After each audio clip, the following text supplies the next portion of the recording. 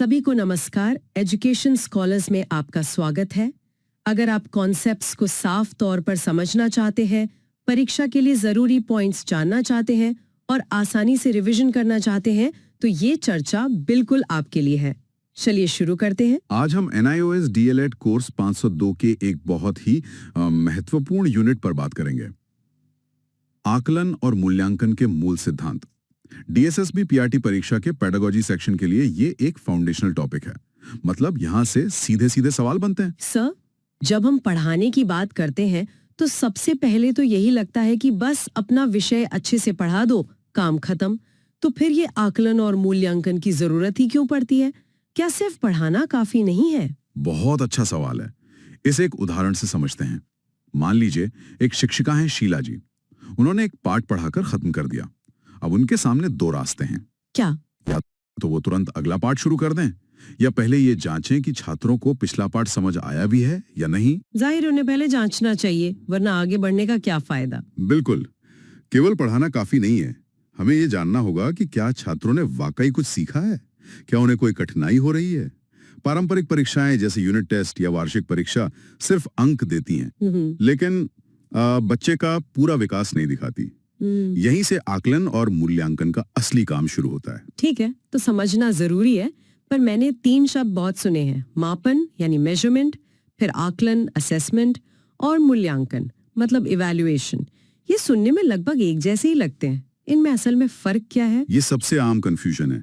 इन तीनों को यूं समझिए, सीढ़ियों की तरह समझना चाहिए। सीढ़ियाँ? हाँ, पहली सीढ़ी है मापन, दूसरी है आकलन और सबसे ऊपर है मूल्यांकन। ठीक है, तो पहली सीढ़ी से शुरू करते हैं। मापन क्या है? मापन का सीधा मतलब है मात्रात्मक वर्णन, क्वांटिटेटिव डिस्क्रिप्शन, यानी किसी चीज को अंकों में बताना। अंकों में? जैसे किसी की ऊंचाई 1.8 मीटर है, वजन 35 किलो है, या परीक्षा में 100 में से 40 अंक आए हैं।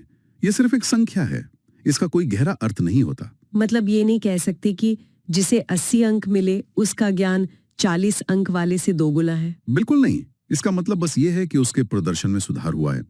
मापन सिर्फ एक आंकड़ा है, बस। अच्छा, तो मापन सिर्फ एक नंबर है, तो फिर आकलन क्या है? असेसमेंट? ये मापन से आगे कैसे है? आकलन मापन से एक कदम आगे है। इसमें हम छात्र के सीखने को समझने के लिए डेटा इकट्ठा करते हैं।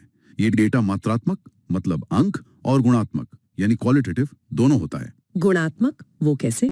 इसे एक फोल्डर की तरह समझिए, जिसमें हम छात्र के अंक, क्लास में उसका अवलोकन यानी ऑब्जर्वेशन, उसके प्रोजेक्ट कार्य, उसकी भागीदारी पार्टिसिपेशन और उसकी रुचियों से जुड़ी सारी जानकारी इकट्ठा करते हैं। ओह, तो आकलन सिर्फ नंबर नहीं बल्कि सूचनाओं का एक पूरा कलेक्शन है। सही पकड़ा। समझ गई। मापन से नंबर मिला, आकलन से उस नंबर के साथ साथ बाकी जानकारी की एक पूरी फाइल तैयार हो गई। तो फिर मूल्यांकन यानी इवैल्यूएशन का क्या काम है? अब आती है सबसे ऊंची सीढ़ी, मूल्यांकन। मूल्यांकन का मतलब है मूल्य निर्णय लेना, वैल्यू जजमेंट।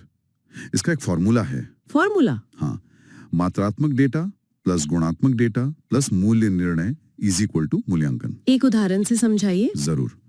सोमा को 80 अंक मिले, ये क्या है? ये मापन है। सही।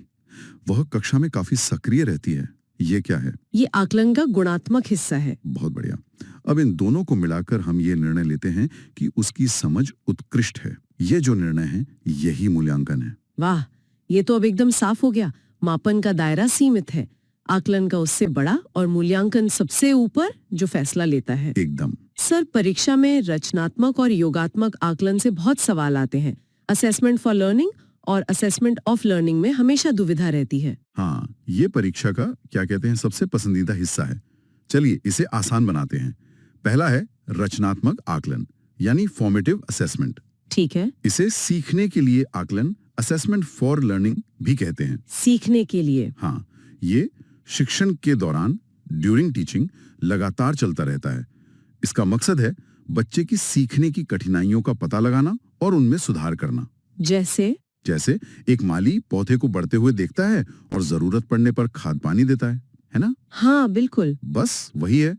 यहाँ अंक महत्वपूर्ण नहीं है, सुधार महत्वपूर्ण है। और योगात्मक आकलन? योगात्मक आकलन यानी समेटिव असेसमेंट को सीखने का आकलन कहते हैं। सीखने का आकलन मतलब जो सीखा उसका आकलन? सही।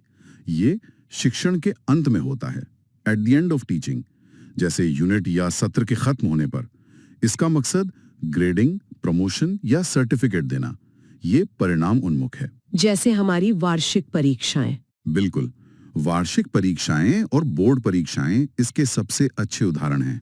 यहाँ अंक बहुत महत्वपूर्ण हैं। मतलब रचनात्मक आकलन सुधार के लिए है और योगात्मक आकलन परिणाम के लिए। अब ये कभी नहीं भूलेगा सर, CCE यानी सतत एवं व्यापक मूल्यांकन का इनसे क्या संबंध है? CCE यानी कंटिन्यूअस एंड कॉम्प्रहेंसिव इवैल्यूएशन इन्हीं कॉन्सेप्ट्स पर बना है। NPE 1986 और खासकर NCF 2005 ने इसकी सिफारिश की थी। इसके नाम में ही दो शब्द है, सतत और व्यापक। हाँ, सतत का मतलब है यह प्रक्रिया साल भर चलती है, रुकती नहीं। इसमें रचनात्मक और योगात्मक दोनों तरह के आकलन शामिल होते हैं। और व्यापक? व्यापक का मतलब है कि यह सिर्फ शैक्षिक, स्कोलास्टिक यानी किताबी ज्ञान ही नहीं, बल्कि सह शैक्षिक को स्कोलास्टिक क्षेत्रों को भी शामिल करता है। सह शैक्षिक मतलब पढ़ाई के साथ साथ खेलकूद, कला, संगीत, ये सब भी? बिल्कुल। CCE का लक्ष्य बच्चे का समग्र विकास, होलिस्टिक डेवलपमेंट करना है। ये बच्चे के तीनों डोमेन पर ध्यान देता है। तीनों डोमेन? जी। पहला, संज्ञानात्मक, कॉग्निटिव यानी ज्ञान और विचार। दूसरा, भावनात्मक, अफेक्टिव यानी दृष्टिकोण और रुचि। और तीसरा, क्रियात्मक, साइकोमोटर यानी कौशल और गतिविधियां। तो इससे बच्चों पर तनाव भी कम होता होगा। हाँ, और रटने की आदत भी खत्म होती है। यही इसका सबसे बड़ा लक्ष्य था। चलिए अब परीक्षा के नजरिए से एक तेज रिवीजन करते हैं। जरूर। मैं कीवर्ड बोलूंगा, आप उसका मतलब बताना। ठीक है।